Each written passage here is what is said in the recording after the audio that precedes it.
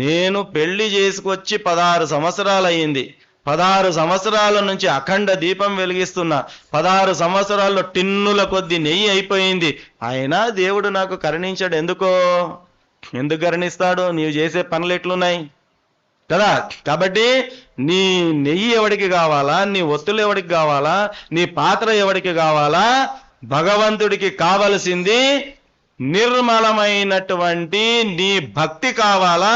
ఆ నిర్మలమైన భక్తి లేనటువంటి ఎన్ని అఖండ దీపాలు వెలిగినా అమ్మవారి అనుగ్రహం కలగడానికి వీలు లేదు. పత్రం పుష్పం ఫలం తోయం. శ్రీకృష్ణుల భగవద్గీత చెప్తున్నాడు, నాకు వెండి కావాలా, బంగారు కావాలా, వజ్రాలు కావాలని ఎప్పుడు చెప్పలే దేవుడు. నీవు పత్రం సమర్పించినా చాలు, పుష్పం సమర్పించినా చాలు, ఇంత చెంబులో నీళ్లు తీసుకొచ్చి నీళ్లు పోసినా చాలు.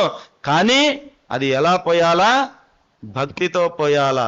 అదే భగవద్గీతలో అనన్యా చింతయంతో మాం ఏ జనా పర్యుపాసతే ఏషాం తేషాభియుక్తానాం యోగక్షేమం వహామ్యహం.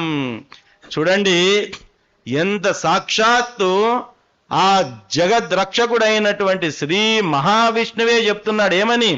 యోగక్షేమం వహామ్యహం. అరే, నీ బాధ్యత నేను తీసుకుంటాను, నీ యోగక్షేమాలు నేను చూసుకుంటాను. కానీ నీ ఒక్క పని చేయాల. ఏమని? అనన్యా చింతయంతో మాం. కానీ నీ బాధ్యత నేను చూసుకుంటా. కానీ ఎప్పుడు చూసుకుంటా?